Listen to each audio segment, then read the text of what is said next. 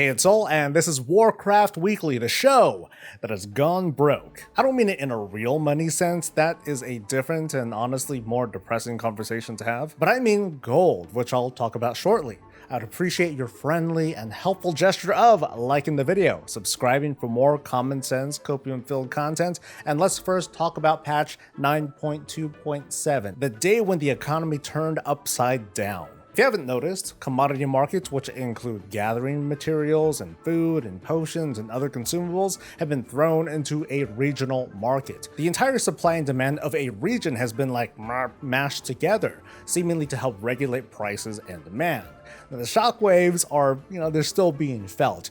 Auctions bugged out, presumably gold was duplicated, prompting a swift response from the WoW team that the New World team wished that they had, shutting down the auction house, locking affected characters, and breaking auctions, which as of this recording are still there, and in their own sadistic way, they've created a sort of price ceiling. Thanks, Blizz. Slowly but surely, prices are starting to settle down. Unfortunately, they're settling like way down. It's kind of a perfect storm, or a storm.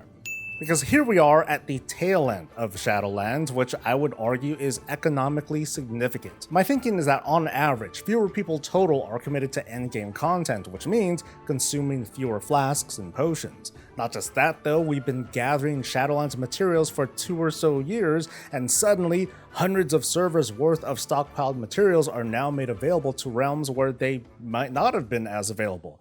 So I guess what I'm trying to say is that supply has far outstripped demand, and so prices fall. But that's not all, because items like flasks and pots, with some exceptions, are mostly relevant in the current expansion, and then they almost totally fall in value.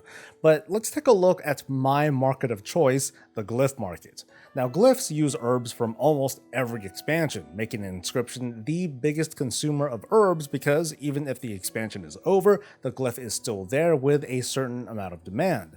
That's why on some realms, even cheap herbs like Peace Bloom might go for a pretty high price, and the glyph market may be very different on each server. Like, a glyph that goes for 50 gold on one realm could go for 20,000 gold on another. So when the 18-year-old herbalism supply market of an entire region is merged together with a niche market like glyphs, you're gonna get a massive and probably lasting crash. Players who mostly dabble in the material and consumable market have come back with mixed reactions, mostly leaning toward the negative. It's not hard to see why, like their in-game livelihoods have been put into this temporary jeopardy, and I want to emphasize that, hey, let's slow ourselves down. This is a video game, but the market will find a way. It has found a way, and in the face of adversity, there is profit to be made in this new and evolving market structure. Markets that rely on legacy materials like glyphs might have taken a pretty critical hit, but for the longer-term health of the game, we've got to consider the future.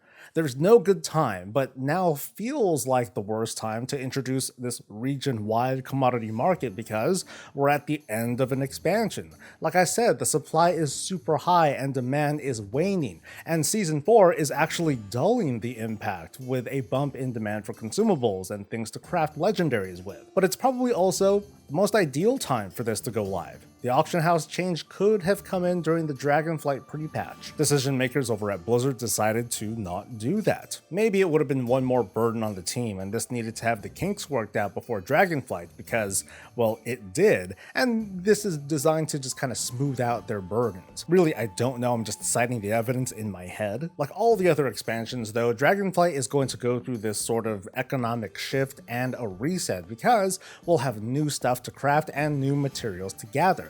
The Dragonflight economy will be starting from scratch, and we can only hope for the usual economic boom that comes with the start of an expansion. Between people trying to level quickly and the long-tail goal of creating mythic craftable gear, we hope to see a very active market with extremely high demand and supply that is just trying to catch up. There are tons more consumables in Dragonflight, and there's a lot of crafted gear that can be acquired across realms within a region, but they can't be just posted on the regional market. I am very interested to see how all this plays out. Once the market settles a bit, gear crafters are going to cash in through their specialized crafts that are unique to their realm, and if their reputation is really well known, then people will be able to send them crafting orders directly. But what about consumable crafters? Are they going to get screwed? I'm honestly not sure. But the likes of alchemists and scribes and gatherers will have indirect ways of making gold through specializations. Like for example, one alchemist might have a high chance of creating multiple files at a lower quality. Another might have a high chance of making files using fewer materials, saving them money, while another is going to have the best chance of making one at the highest possible quality. There are going to be masters of cutting certain gems with a certain stat on it, and there's going to be master prospectors who can get the most gems out of the ore that they have. So those are just a few small examples, and I'm looking forward to how I'll react to the market in Dragonflight. In the meantime, I have been a humble glyph bender for like 10 or so years, and that's not going to change. As far as I'm concerned, this is just another bump in the road before profitability goes back to what it was. Until then though, I am a humble missive vendor supporting all you folks crafting your legendaries, and I thank you for your patronage. Outside of total catastrophe, patch 9.2.7 went off without a hitch. This week happens to mark the first time as players who raid will earn their first dinar after defeating 30 raid bosses. The dinar allows them to pick almost any weapon or trinket from the Shadowlands raids if they haven't gotten anything decent yet. It also marks the week that we'll start seeing people sport the Slime Saber mount, which drummed up massive controversy a few weeks ago, but now either it's not as big of a deal or everyone who complained about it already quit. Meanwhile, Dragonflight is going to launch in late November, if a leaked document is to be believed. This image popped up on Reddit hours before the WoW team announced the launch date of the Wrath Classic pre-patch. Now that helps make this leak look a lot more credible, which is why it blew up the way it did on social media.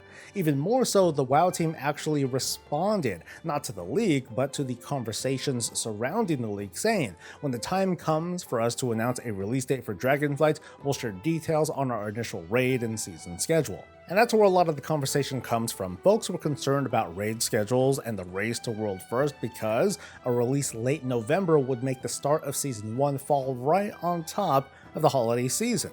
Meanwhile, others are like, screw the raiders, they're degenerates anyway. The release date is fine. Others again have been saying, okay, just launch the game, but wait until January to start the season because yeah, that went so great the last time. But I believe there is a right answer to all of this, and it's got nothing to do with raiding or the race to World First, but just common sense and respect to the holiday season. If the launch of November 28th is real, that's bad. It's just a bad call. Instead, launch it on December 13th, 2 weeks later. Then give players 3 weeks instead of the 2 weeks that we've had in previous expansion launches to have like the preseason period where we can run our regular mythic dungeons and farm honor and build up professions during the holiday season, especially when it's easy for a lot of people to be online and playing, but it's harder to play in an organized fashion. It also gives the most leeway for the workers.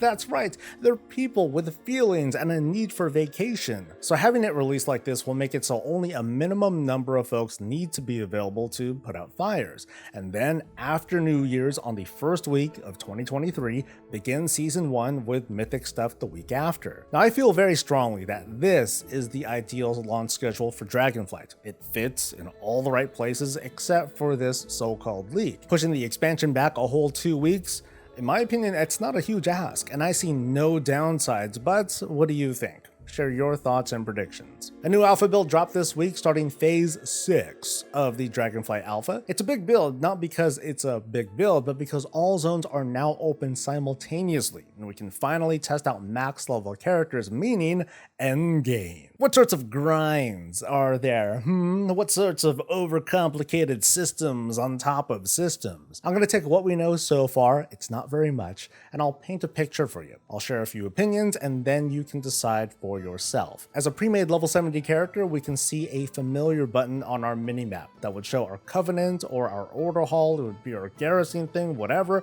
This is no different, but within this button, we get this super progression window. On the left, we can look at our dragon riding talents, whoop-de-doo, but on the right, we see our 4 main reputations, complete with a Renown window placeholder that opens up. Renown here counts towards unlocking world content features and activities, boons to boost said activities, cosmetics, and profession recipes as well. So it's Renown, but it's not. It's something between Renown and Reputation because progressing through here is still measured by Reputation, but instead of the old milestones of neutral, honored, revered, etc., there are like 20 or 30 milestones. So far, I haven't noticed Renown being time-gated. However, given that Renown is gained via Reputation here, there's going to be a soft limit on just how much you can farm up each day between the quests and the dailies and the world quest and other activities. I've yet to find something like a Reputation tabard, and I'm not sure if Reputation is going to or is meant to be gained inside dungeons. Now, I want to make it clear that this whole Renown Reputation thing is a world content feature. There are recipes to potentially craft mythic gear, but if you're already a mythic raider, a keystone person, or a PvPer, well, you're already on your way to that gear, and this feature isn't going to be something that you feel like you have to progress in order to get anywhere. It sounds weird to say, but basically, if all you want to do is big 3 content, you're not going to be pulled into other activities that you don't care about, so no islands, no Torghast. Look at this like it's the Covenant Sanctum, but a lot more accessible. I've talked about a lot of the activities over the past few weeks, from rock climbing to hunting expeditions to dragon racing to laying down fishing nets. Yes, it actually is going to be a form of offline progression with gameplay it's more in line with the Tiller's farm than the mission table. There's the question of exactly when these activities will be made available as well, because access to these is on the Renown track. Our pre-made characters started with a few Renown in each of the factions, but it only took a few side quests and world quests to get my Tuskar rep, for example, from level 3 all the way to level 6. It's way too early to tell how long it'll be to unlock these world activities, but on the bright side, you can work on all of these reputations at once as long as rep sources are available, and to a certain extent, these unlocks are account-wide. We're just not quite sure yet, still waiting for some more testing. And once we learn more information on the pacing/time gating, I'll let you know. But let's mention what sort of works right now, because we have some new information since the other day. We got world quests. I mean, yeah, of course they're coming back. I mean, they work. Only this time they're coming without a sort of deadline structure like emissaries or covenant callings. We're just left to work these for the reputation, and that's it. The difference is that, like right now in Shadowlands, things like Covenant Callings give us a reason to log in every few days to knock them out for reputation or gold or whatever.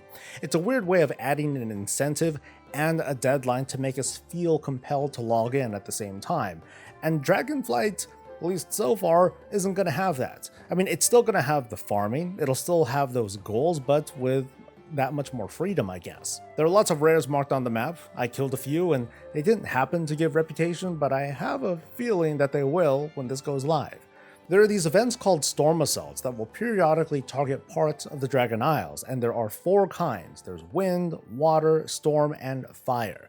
While it's an active event, you can just dive in and lay waste to the place for currency used to buy some rare gear. As far as I know, there's no fill up the bar, there's no objective, you just go in and farm your face away. There's a special kind of a currency that you can get, a storm sigil, once per event per week that you can trade in for epic quality gear. It's a farm that's tailored mostly towards world content players. Since the rare and epic appearances are identical, you can hard farm the events for the cheap currency and complete your set. But if this is a progression path for you, you'll want to participate in each of the invasions once within the week so you can get those storm sigils. It's a slower path to gearing, but the way I see it, since it's behind a vendor, it's a good way to fill holes in your gear progression if you happen to do other things like crafting or big 3 content. There is also a recolor of this set available from World PvP. By earning bloody tokens, and I speculate that you earn them from, murdering people in PvP specific areas in the Dragon Isles, you can build a set dedicated to outdoor PvP, complete with a set bonus too. I participated in this other thing called the Siege of Dragonbane Keep, which had me fighting some tough elites.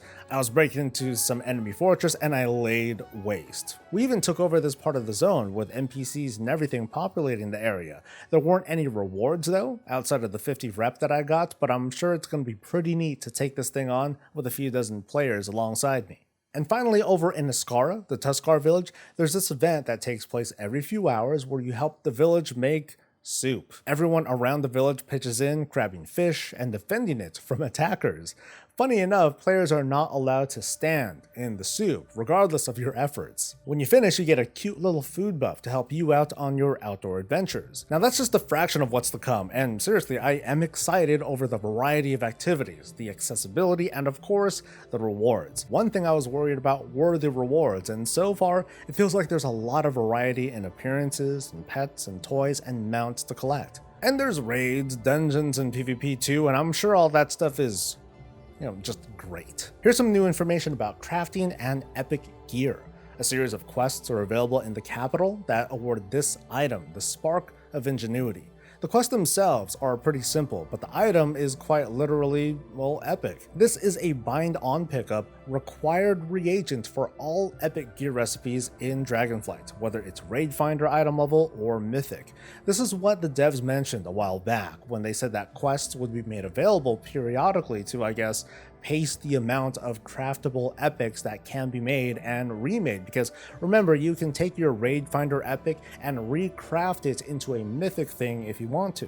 Anyway, I completed 3 of the quests without issue, but as for a 4th, that required me to go into a dungeon. Like, think of those profession quests that had you go to a dungeon. It's basically that. I have a rule that I don't test dungeons, so that's as far as I can go, so I can't really answer questions of how many more quests are there going to be. Is there going to be eventually a repeatable way to do it forever, once they stop caring about capping the number of items that are available. Now, I can't say I'm too happy that I have to go into a dungeon after a certain point, although at the very least, I can, craft 3 of my own epics myself. To get more, I could technically team up with a crafter who's willing to use their Sparks of Ingenuity to make me something, which will probably cost a whole lot of money. I know people are going to have pretty strong reactions to this. I mean, after all, it's controlled supply through Timegating. I also understand that there's a very thin line between this and an oversupply of epics, but for now, how about I let you just share your thoughts on this or anything else from this week. That's the show, and this week the team and I ended up slamming SFO on normal difficulty and did a whopping 4 bosses on heroic before splitting up to run keys for, real gear. The vibe that I'm getting from the team right now is that despite there being a new season, we're in the lull still, with people coming and going, showing up, not really. I think the first week of Season 4 did feel the most exciting because it was the least recent raid, which made it more exciting, I guess, while Sanctum and obviously SFO felt more routine. The affixes, the raid affixes, they throw a wrench in that familiarity, and next week we'll see if the affixes per boss happens to change. If it does, I'm not sure how I'll feel about bosses feeling more varied when a lot of raiding is to solve the puzzle that is the raid boss. I know that the affixes aren't a huge deal most of the time, but having to resolve an encounter up to 4 times, it might be a little bit frustrating. For now though, that is going to be it from me after what has been a huge week for Warcraft, because if nothing else, I can fly through all the Dragon Isles for fun. Walking circles around Dalaran or Oribos feels pretty janky compared to this. But for now, let's give thanks to the amazing people over at Twitch who, believe it or not, have helped me get pretty close to partner status. It was never really that much of a goal. The goal was to just hang out with you folks, but now I'm kind of feeling the hunger, you know what I mean? So I could use your help with hitting partner. So if you don't mind, hang out with me as much as you can on stream. Coffee with Soul takes place Tuesdays through Thursdays, starting at 8:30 a.m. Pacific. So come on in, say hi, lurk, or just let me rule your second screen for all I care. It'll be a cool milestone to hit to be partner, and it would be thanks to you. Now, of course, we also can't forget our also valued patrons, including the first newcomer in a while, Jeremiah A. Thank you very much. Welcome to the family, and we can't forget about you, viewer. Thank you so much for making it to the end. Don't forget to like the video.